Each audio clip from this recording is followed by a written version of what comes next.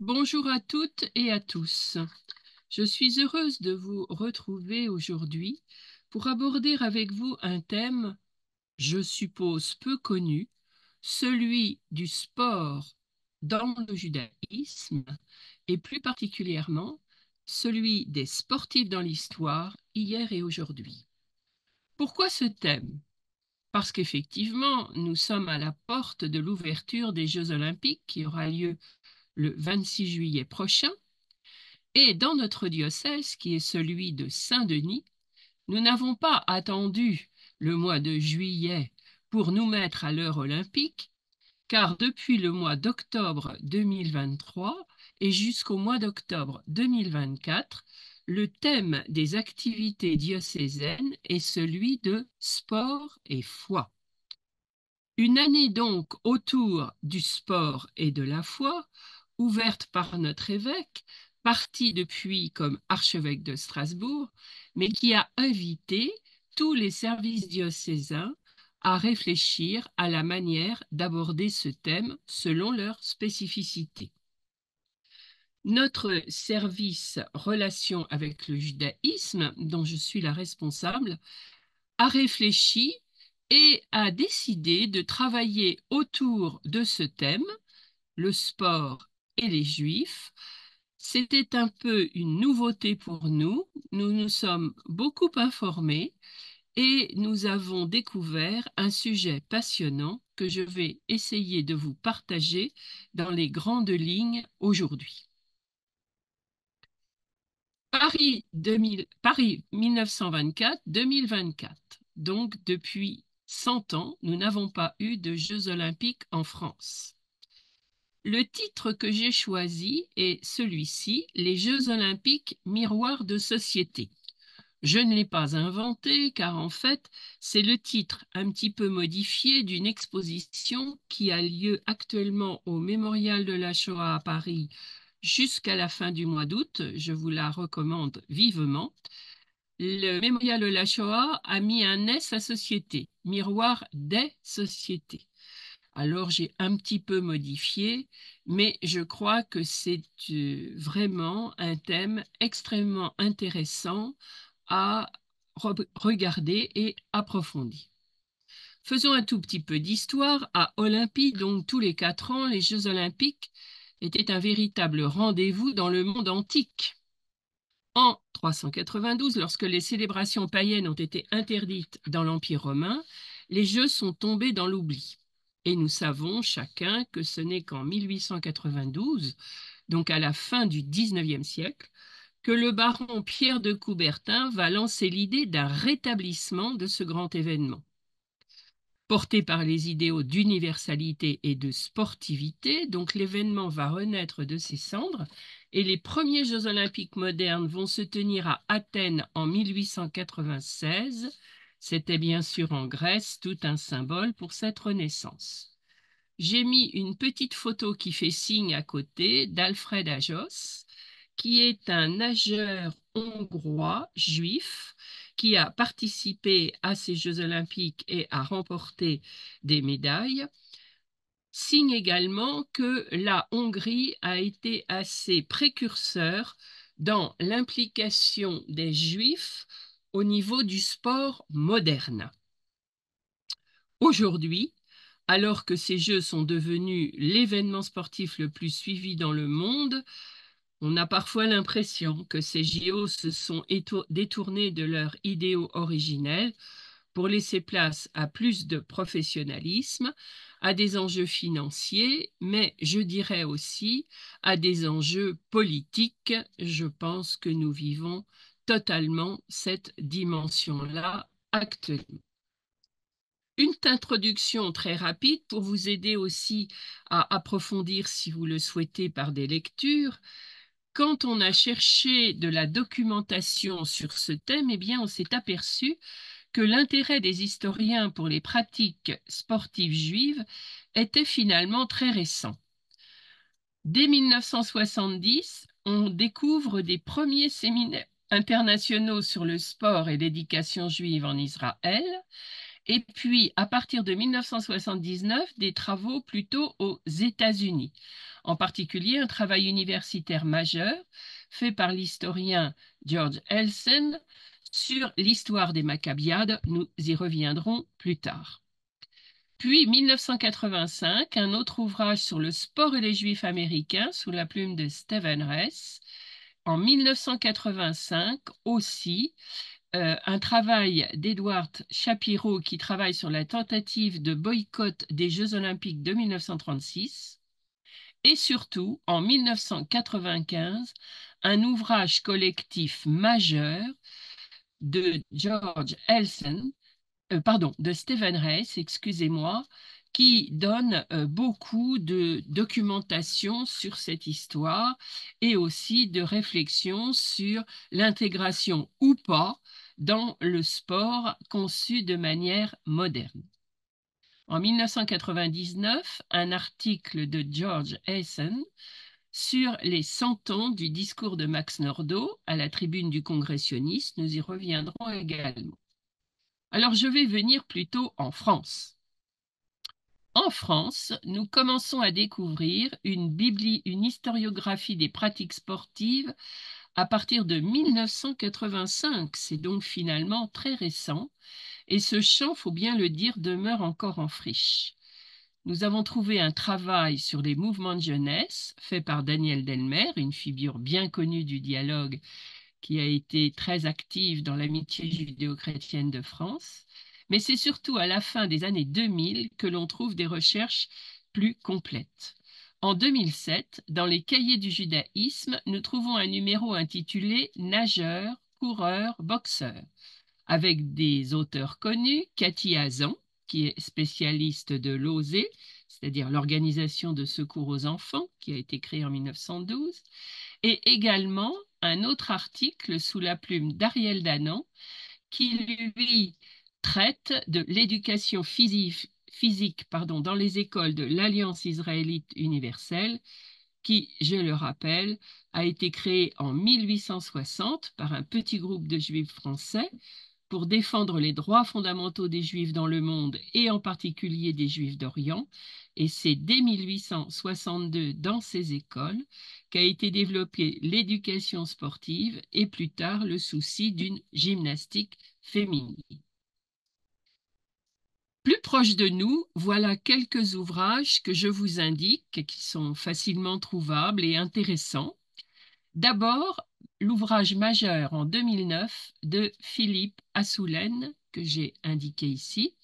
Son titre, Les champions juifs dans l'histoire, des sportifs face à l'antisémitisme, aux éditions Imago. Cet ouvrage est une mine de renseignements, il est facile à lire et il est très, très documenté de manière universitaire. J'ai suivi l'ordre chronologique. En 2008, Noar Klieger, dont vous voyez l'ouvrage ici, La boxe ou la vie, aux éditions Elkana, avec une préface d'Elie Wiesel. Nous reviendrons sur la figure de Noar Klieger, qui a donc été boxeur, comme son nom l'indique, mais aussi un sportif de manière générale, qui a été interné à Auschwitz, qui a fait les marches de la mort, qui est ensuite qui est monté sur l'Exodus, qui est arrivé en terre d'Israël et qui a été un journaliste sportif jusqu'à la fin de sa vie. Il est mort en 2018, donc vous voyez que c'est une figure qui a beaucoup marqué et cet homme a beaucoup témoigné, en particulier en Israël et ailleurs. En 2013, un autre ouvrage d'André Naoum sur un champion d'Auschwitz, de boxeur, sur lequel nous reviendrons, Young Perez, de Tunis à Auschwitz, son histoire, aux éditions Télémac. Nous reviendrons sur cette figure également. Young Perez est mort pendant les marches de la mort. Il a été interné à Auschwitz et il est mort pendant les marches de la mort.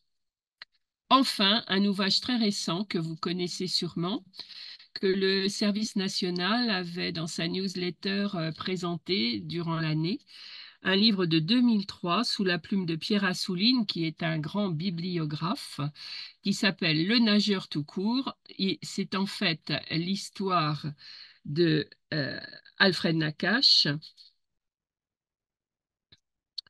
qui est appelé souvent le nageur d'Auschwitz, et une figure aussi sur laquelle nous reviendrons. Alors, nous allons commencer notre étude d'abord par une première partie où je vous invite à réfléchir sur le corps et le judaïsme.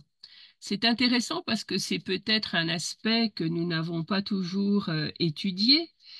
Nous avons l'habitude d'aborder beaucoup de facettes du judaïsme, mais la place du corps peut être beaucoup moins, et cette étude nous invite à y entrer de plein pied. Je dois dire qu'historiquement, les communautés juives étaient plutôt réfractaires au sport, des idéaux d'Athènes et de Rome, idéaux forcément fort différents de ceux de Jérusalem.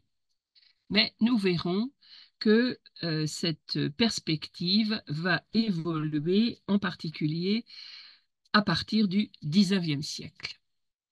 Pour revenir d'un mot sur des points que nous connaissons déjà bien, un petit mot sur la judéophobie antique. J'aime beaucoup ce mot judéophobie parce qu'il englobe finalement un ensemble de concepts et il se résume au fond par la phobie du juif, la peur du juif, qui souvent, bien évidemment, coïncide avec la haine du juif. Nous savons que dès l'Antiquité, les Juifs subissent vexations, privations, jalousies, huées et surtout connaissent la construction de mythes les concernant. L'une des premières fables date d'environ 270 avant Jésus-Christ. Elle affirme que les Juifs descendraient des lépreux, maladie que l'on croit encore héréditaire. Les premiers écrits anti-juifs les plus violents présentent les Juifs comme, entre guillemets, des êtres tarés, accusés de propager la lèpre, mais aussi ils sont asociaux, obstinés, rebelles, lâches et méprisables. Ce n'est pas le lieu de revenir sur toute cette conception des Juifs dans les écrits antiques, mais il y aurait bien évidemment beaucoup à dire et nous l'avons étudié à l'occasion d'autres propositions. Un tout petit mot sur l'antijudaïsme chrétien. Je ne vais pas revenir sur cet ensemble que vous connaissez, mais vous savez que cet antijudaïsme chrétien a pris de nombreuses facettes. Il y a eu un antijudaïsme populaire qui s'est conjugué avec un antijudaïsme législatif, mais là, je parlerai plutôt de l'antijudaïsme populaire. Et pour ne pas en dire trop, je vais me permettre de vous citer Saint Jean Chrysostome, donc je vous rappelle ces dates, 344-407. Voilà ce qu'on lit sous la plume de Saint Jean Chrysostome. Ne vivant que pour leur ventre, la bouche toujours béante, les Juifs ne se conduisent pas mieux que les porcs et les boucs. Ils ne savent faire qu'une chose, se gaver et se saouler. Ça vous en dit long sur la perception de l'état physique des Juifs que véhiculait un certain nombre d'auteurs de l'anti-judaïsme chrétien. Mais nous allons arriver maintenant au cœur de notre sujet. Voilà le plan d'abord que je vais suivre. On va d'abord comprendre que le peuple juif est perçu comme le peuple du livre. Donc, un peuple qui étudie, qui est un peuple intellectuel, qui interprète une tradition, et donc qui n'est pas, pour reprendre une autre expression, la religion qui ne porte pas ce qu'on appelle la religion du muscle. C'est une expression que nous reverrons émerger au XIXe siècle. En fait, nous savons que beaucoup de Juifs ont contribué à l'héritage culturel de l'humanité, Depuis Freud, dans le champ de la psychologie, Einstein dans les sciences, Marx pour les sciences politiques, Kafka en littérature, Schoenberg pour la musique moderne, etc., etc., etc. Mais les Juifs et le sport, on en parle peu. Les deux vont-ils vraiment ensemble? Eh bien, comme nous considérons dans cette partie que le peuple juif est essentiellement un peuple de l'étude, il en va en conséquence de la construction du stéréotype de la faiblesse corporelle juive. Voilà, faiblesse corporelle juive.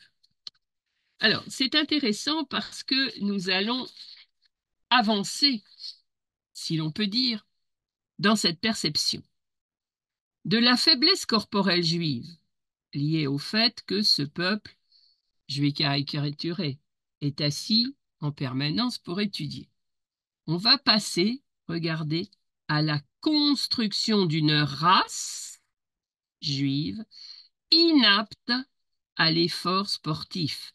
Nous avons déjà passé un degré de la faiblesse, nous passons à une race inapte à l'effort sportif. Comment cette perception va-t-elle se construire? Je vais vous rappeler l'émancipation des Juifs de France, 27 septembre 1791, l'antisémitisme païen, son origine, sa nature, et je m'arrêterai bien évidemment sur la nature raciste, et l'élaboration du stéréotype. Alors, on avance encore. De la race inapte, nous passons aux Juifs faibles et dégénérés. Et donc, nous allons avoir des grands noms pour appuyer cette thèse, Joseph de Gobineau et Édouard Drummond, parmi bien d'autres. Alors, je vais parler, pour mémoire, l'émancipation des Juifs de France, 27 septembre 1791, reconnaissant les Juifs comme citoyens à part entière. Mais vous savez qu'on a assorti cette émancipation du principe tous les droits en tant que citoyens, aucun droit en tant que nation, car on avait très peur, bien sûr, que les Juifs constituent une nation à l'intérieur de la nation qui surplombe les nations. Cette émancipation des Juifs, d'abord en France, vous savez, va essaimer dans toute l'Europe de manière différente, y compris même jusqu'en Russie. Alors, l'antisémitisme païen. Je vais revenir sur son origine. Vous savez qu'il est à différencier de l'antijudaïsme chrétien. On va dire que l'antijudaïsme chrétien, il était à base religieuse. Donc, les Juifs avaient encore un moyen de s'en sortir, c'était de se convertir. Avec l'antisémitisme païen, nous quittons le domaine religieux. Vous savez que c'est sous la plume de Wilhelm Marr en 1864, il va créer le parti antisémite berlinois et sous sa plume, dans l'édition Germania de 1882, il va définir le juif de manière raciale. Il dit bien qu'il n'y a que cette manière d'envisager donc le juif de manière raciale, bien évidemment, pour préserver la pureté de la race germanique en contrepoint. En tout cas, ce qui est à retenir, c'est que l'antijudaïsme païen, il est, je l'ai dit, raciste, nationaliste, anticapitaliste, mais pour nous, dans notre étude, ce qui est important, c'est raciste. Alors, Joseph de Gobineau, que j'ai l'honneur de vous présenter, 1816-1882, est l'auteur en 4 tomes du principe de l'inégalité des races. C'est pourquoi je vous ai mis ces fameuses planches avec les différents faciès qui vous permettent de reconnaître les différentes races. La question fondamentale, c'est que quand on est né dans une race inférieure, puisqu'il y a des races inférieures et des races supérieures, quand on est né dans une race inférieure, on a peu de chances d'en sortir. C'est ça la différence, en fait, avec l'antijudaïsme chrétien. L'antisémitisme païen, il met définitivement les Juifs dans une race inférieure. C'est pourquoi la notion raciale est essentielle. J'ai mis quand même pour mémoire les protocoles de Sion et le péril juif, car c'est un autre aspect de la nature de l'antisémitisme païen qui est nationaliste et qui donc va développer la théorie du complot des juifs. Je ne reviendrai pas le complot mondial, hein, des juifs contre l'univers entier. Vous voyez bien que ce juif, avec tous ses stéréotypes physiques, griffe le planisphère, c'est-à-dire veut la terre entière et il macule de son sang. Nous ne reviendrons pas sur ce sujet, ce n'est pas notre thème. Voilà l'autre personnage dont je vous ai parlé, Édouard Drummond, 1844-1917. Alors, Édouard Drummond, c'est un journaliste républicain catholique dont, si je puis dire, l'œuvre majeure est La France juive, qui, vous voyez, tome second parce que il y a eu aussi plusieurs parutions. Et donc, cet ouvrage que l'on pouvait lire à la petite semaine, vous voyez, avec des petites éditions populaires illustrées pour 10 centimes, vous pouviez suivre l'évolution du propos de ce livre. Eh bien, c'est très simple. Il reprend toute l'histoire et tant politique, économique, sociale, et il explique tous les malheurs de l'histoire. Vous devinez comment? C'est à cause des Juifs. Il faut savoir que Drummond a eu un énorme succès, donc sa parution c'est 1886, et il a eu un énorme succès dans le monde catholique en particulier. Et alors ce monsieur Drummond, vous voyez, est aussi, comme il est journaliste, il a créé un journal qui s'appelle La Libre Parole, qui est le deuxième journal antisémite à la fin du XIXe siècle. Et je pense que vous savez que le premier journal antisémite était La Croix, qui en particulier a manifesté son antisémitisme au moment de l'affaire Dreyfus. Je m'arrête un petit peu sur Drummond qui, dans ses descriptions, reprend tous les stéréotypes habituels quand il décrit les corps juifs, mais il n'hésite pas à ajouter des éléments personnels en établissant des équivalences entre des traits physiques négatifs et, écoutez bien, on va le voir plus loin, les tares sociales. Les principaux signes auxquels on peut reconnaître le juif, dit-il, ce fameux nez courbé. Alors, vous voyez, voilà des publications de la libre parole, les grandes oreilles, le nez courbé, la pieuvre qui veut s'accaparer le monde, le serpent, vous voyez, qui trahit avec le capitaine Dreyfus au bout, le traître. Les titres de son journal, ça ne trompait pas, le règne du juif, mais la République espagnole au service des Juifs, la France envahie, vous voyez, voilà.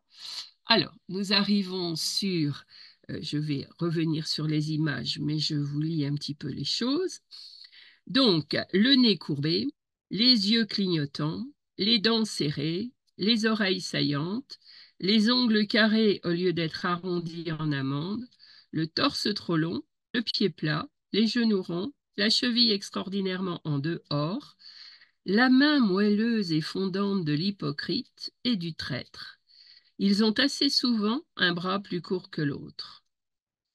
Dans le journal La Libre Parole, les journalistes antisémites disciples de Drummond reprennent tous ces stéréotypes qui sont soi-disant scientifiques puisqu'ils s'appuient sur la théorie des races. Et on trouve des colonnes entières dans ce journal sur des descriptions acerbes et violentes des différentes parties du corps. Je vous lis un petit passage qu'on trouve dans ce journal. On prétend aussi que les Juifs exhalent constamment une mauvaise odeur. Alors, vous voyez, il y a des planches pour qu'on comprenne mieux. Alors, vous avez vu le nez busqué, les grandes oreilles, les pieds, vous voyez, un peu entrée extérieure. Et alors, les gens qui se reculent, vous voyez, parce qu'on vous dit l'odeur. Et tout cela est consigné dans cet ouvrage du du docteur Celticus en 1903 qui s'intitule Les 19 tares, en fait, des Juifs. Les 19 tares corporelles. On prétend aussi, je vous lisais, que les Juifs exhalent constamment une mauvaise odeur. Cette opinion n'est pas nouvelle. Cette mauvaise odeur serait liée, entre autres, au défaut de croisement dans l'espèce qui abâtardit les races et dégrade la beauté des individus. Car bien sûr, un des, un des, une des accusations contre les Juifs depuis l'Antiquité, c'est de se marier entre eux, hein, de rester entre eux et de se marier entre eux. Mais notre abbé Grégoire n'est pas de reste. 1750-1831, voilà ce qu'écrit l'abbé Grégoire. Les Juifs en général ont le visage blafard, le nez crochu, les yeux enfoncés, le nez proéminent, les muscles constricteurs de la bouche fortement prononcés, la bouche en avant, les cheveux crépus, roux ou bruns, la barbe rare, alors écoutez bien, marque ordinaire de tempéraments efféminés. Voilà, c'est à peine pensable pour nous aujourd'hui, mais il faut savoir que tout cela circulait à la fin du 19e et au début du 20e, et que, bon, à part bien sûr des grandes voix que nous connaissons qui se sont élevées, c'était dans les parutions ordinaires, si je puis dire. Alors vous voyez qu'en reprenant toutes ces planches, je n'ai pas pu m'empêcher de penser à l'exposition qui a eu lieu au Berlitz à Paris en 1941, Le Juif et la France, où se sont précipités quand même beaucoup de Parisiens, il faut l'avouer. Et donc cette exposition reprenait finalement toutes les tares, en particulier entre guillemets physiques, qui étaient énoncées contre les Juifs, de telle manière qu'on les reconnaisse, qu'on les dénonce, et vous connaissez la suite. Alors, notre deuxième partie maintenant va être comme en contrepoint de la première, et je l'ai intitulée Le judaïsme du muscle ou la régénérescence du peuple. L'expression judaïsme du muscle, c'est une expression de Max Nordau que nous allons voir maintenant, et la régénérescence, c'est aussi une expression qui veut venir en contrepoint d'un livre de Max Nordau. Donc, nous allons regarder tout cela. Je vous ai mis deux forces politiques majeures. Nous sommes à la deuxième partie du 19e siècle, le bundiste et le sionisme. Alors, assurez-vous, on ne va pas faire court ni sur le bundisme, ni sur le sionisme. Il y aurait beaucoup de choses à dire fort intéressantes. Mais c'est intéressant, vous allez voir, pour comprendre comment cette conception du sport va évoluer. Le Bund, d'abord. Le Bund, c'est l'Union générale des ouvriers juifs de Russie, de Pologne et de Lituanie. Alors, le Bund, c'est un mouvement marxiste, social-démocrate, révolutionnaire, antisioniste. Ça, c'est intéressant à noter, et clandestin, qui a été créé à Vilnius, c'est-à-dire Vilnius aujourd'hui, en 1897. Et ce mouvement va se développer essentiellement en Europe centrale. Et dès 1913, une branche sport et jeunesse va voir le jour. Et cette branche sport et jeunesse va se développer, entre autres, entre les deux guerres. Et en 1926, elle aura un nom particulier qui se rappellera le Morgenstern, peu importe le mot. Mais il faut comprendre que ce mouvement se focalise sur la transmission des valeurs marxistes et la lutte des classes, en particulier dans le sport. Je vous ai dit que c'était un mouvement antisioniste au départ. Mais étant donné tous les événements et toutes les persécutions qui vont avoir lieu en Europe centrale et orientale, un bon nombre de bundistes vont partir sur la terre de la Palestine mandataire à l'époque et vont créer les premiers kibbutz. Et vous savez bien que dans l'idéal du kibbutz, qui est l'idéal des bâtisseurs, des constructions, du travail de la terre, eh bien, la bonne forme physique va être indispensable.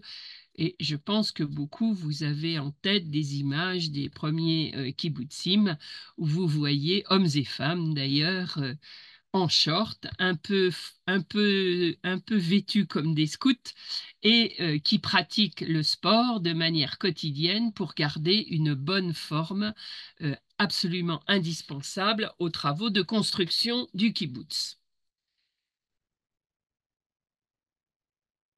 Des bundistes vont s'établir en France, mais leur impact sportif est presque inexistant et je vous expliquerai pourquoi. Puisque ce mouvement bundiste, vous voyez, est très particulier, je vais plutôt me focaliser sur la deuxième force politique majeure qui milite auprès des communautés juives pour une appropriation des pratiques physiques et sportives, le sionisme. Le sionisme qui va développer lui aussi sa branche sportive avec la mise en place du mouvement Maccabi. Et ça, c'est très, très important. Donc, mon premier point, c'est le rôle du mouvement sioniste dans la naissance et le développement du sport fin 19e et 20e siècle. Je pense que vous connaissez au moins la figure de Herzl, peut-être même celle de Max Nordau. Donc, ce mouvement sioniste, il se fédère autour de Theodor Herzl, que vous connaissez. Bien sûr, ici, vous avez ses dates. Et son ouvrage majeur, donc, L'État des Juifs. Vous savez, pour refaire très vite l'histoire de Herzl, Herzl est né à Budapest, donc en 1860, et ce qui est important à comprendre, c'est qu'il est éduqué selon l'esprit allemand des Lumières, c'est-à-dire que c'est un... Théodore Herzl n'est pas un religieux au départ, c'est plutôt un laïc dans le mouvement des Lumières et dans l'esprit allemand de l'Aufklärung. Mais il est né à Budapest, il devient journaliste à Vienne en Autriche et est dépêché à Paris pour couvrir l'affaire Dreyfus en 1894. Et il est effaré, bouleversé par l'antisémitisme qu'il constate en France, alors que, bien évidemment, comme beaucoup de juifs d'Europe centrale, pour lui, la France, c'était le modèle du pays des Lumières, le pays de la liberté, de l'égalité, de la fraternité, et il découvre un antisémitisme virulent. Et c'est à partir de là que le projet politique qu'il mûrissait déjà, mais de faire que les Juifs puissent avoir un pays à eux, qu'ils puissent revenir sur la terre de leurs ancêtres, que ce projet se mûrit pour arriver à cette proposition dans ce livre, Judenstaat, l'État des Juifs. Il va fonder donc le parti le congrès, le parti sioniste, et le premier congrès sioniste est organisé à Bâle, donc en août 1897. Je ne reviens pas par rapport à ce congrès sur les protocoles des sages de Sion que je vous ai montré tout à l'heure, c'est un autre sujet. La deuxième figure majeure qu'on connaît peut-être moins, c'est Max Nordau. Vous voyez ces dates, 1849-1923. Max Nordau, c'est un autre milieu. Lui aussi est originaire de Budapest. Il est médecin de son état, mais il est fils de rabbin. C'est-à-dire que Max Nordau, lui, a baigné dans un milieu plus religieux, bien évidemment, que Herzl. Et ces deux personnages vont être des personnages majeurs, en fait, du premier congrès sioniste mondial en 1897. Ils vont en rédiger le programme et vont prendre une place majeure dans tous les autres congrès. Un tout petit mot pour dire que le sionisme de cette période promeut la création d'un nouvel homme, débarrassé de ses chaînes, libre de ses choix, prenons son destin en main, écoutez bien, refusant l'assimilation pour assumer sa judéité, c'est-à-dire qu'en fait le modèle en Europe occidentale, depuis l'émancipation, c'était le grand risque de l'assimilation. Et ces hommes ne veulent pas perdre la judéité, mais ils veulent être des modernes. Ils veulent avoir réellement un juif libre de ses choix, libéré de ses chaînes, prenant son destin en main, mais ne s'assimilant pas nécessairement, refusant l'assimilation pour assumer sa judéité et revenir sur la terre de ses ancêtres en construisant un État des Juifs. Dans ce projet, le sport va prendre une place importante. Alors, vous voyez la bascule. C'est ici que vraiment nous allons avoir les sportifs juifs au sens moderne du terme. Le sport va donc prendre une place importante pour affirmer la dignité de l'homme juif ou la lui faire retrouver au sein de la société. En faire un homme debout, égal à tous les autres, capable lui aussi de performances physiques, car jusqu'à présent, on l'avait considéré de race, de race faible et dégénérée. Donc, on va lui redonner une dignité par le sport, lui faire acquérir l'égalité avec les autres et montrer qu'il est également, lui, capable de performance. Cependant, nous verrons que ce n'est pas si simple que ça parce que, quoi qu'on dise, malheureusement, un juif reste un juif. Alors, j'en viens maintenant au discours de Max Nordau, qui est un discours fondateur par rapport à notre sujet. J'ai mis en 1894, vous voyez, donc avant le Congrès sioniste mondial, c'était un ouvrage de Max Nordau qui s'appelait Dégénérescence. Vous allez dire, on ne comprend plus rien, vous nous parlez de régénérescence et lui a parlé de dégénérescence. Et bien justement, dans ce livre, il dénonce la dégénérescence finalement des Juifs, comme il dit, de la race hébraïque, pour physique et autres, et il veut aller contre cette dégénérescence. Et c'est lui qui va en contrepoint, donc, créer ce mot de régénérescence. Et c'est au deuxième congrès sioniste à Bâle en 1898, donc 4 ans après ce livre, qu'il présente son expression « le judaïsme du muscle » en faveur d'une régénération du corps, autant d'un point de vue politique que dans un objectif humanitaire. D'abord, pour infirmer les stéréotypes, mais plus que toute autre chose, aider les sionistes à rompre avec les valeurs traditionnalistes de l'orthodoxie juive, en même temps qu'il combat l'assimilation et modifie la représentation du judaïsme. Alors, pardon. J'ai anticipé. Excusez-moi. Voilà. Alors, c'est très intéressant parce que vous voyez, il positionne bien le propos du sionisme, selon Max Nordau, c'est ne pas s'enfermer dans un judaïsme traditionnaliste qui, bien sûr, bannit le sport et l'expression du corps, il ne faut pas se montrer, et un assimilationnisme qui ferait renoncer à son identité juive. Il trouve dans le sionisme à la fois un homme moderne, sportif, debout, et en même temps qui garde pleinement son identité juive. Et cela passe par, dit-il, le judaïsme du muscle et la régénérescence. Je vous lis un tout petit passage de ce fameux discours. Voilà ce que dit Max Nordau. Nous devons aspirer à créer de nouveau un judaïsme du muscle.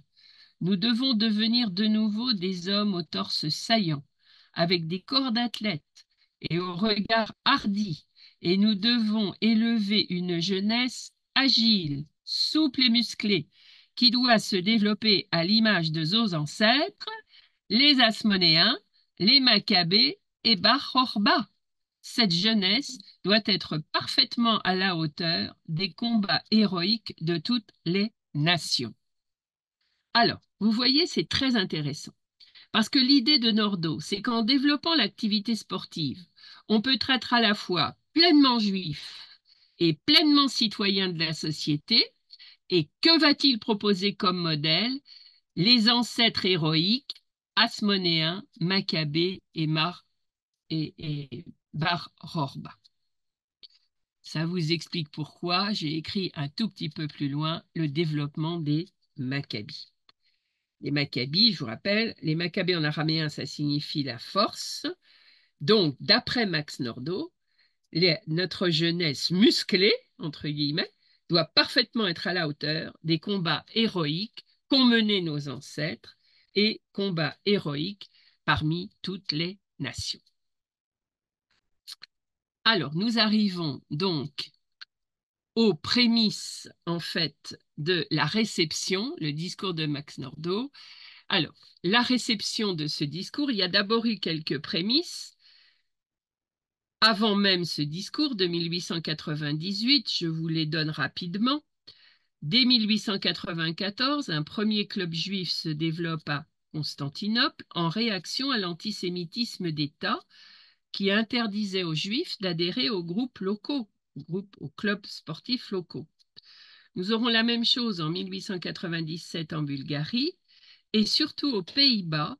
En 1898, un club qui est resté très connu, qui s'appelle le Club juif de gymnastique et d'athlétisme Attila Groningen, on l'appelle l'Attila, qui en fait, lui aussi, devient aux Pays-Bas un club très connu dans le monde européen et qui est construit en relation, qui est ouvert en réaction aux restrictions imposées aux Juifs dans les clubs de la ville. Donc vous voyez que dans ces années-là, qui ont précédé ou juste suivi en fait ce discours, eh bien, il y a déjà en Europe centrale et orientale des clubs qui sont ouverts, des clubs sportifs juifs, qui sont en général euh, créés pour que les juifs participent à des sports, alors que leur participation au sein de clubs civils est interdite.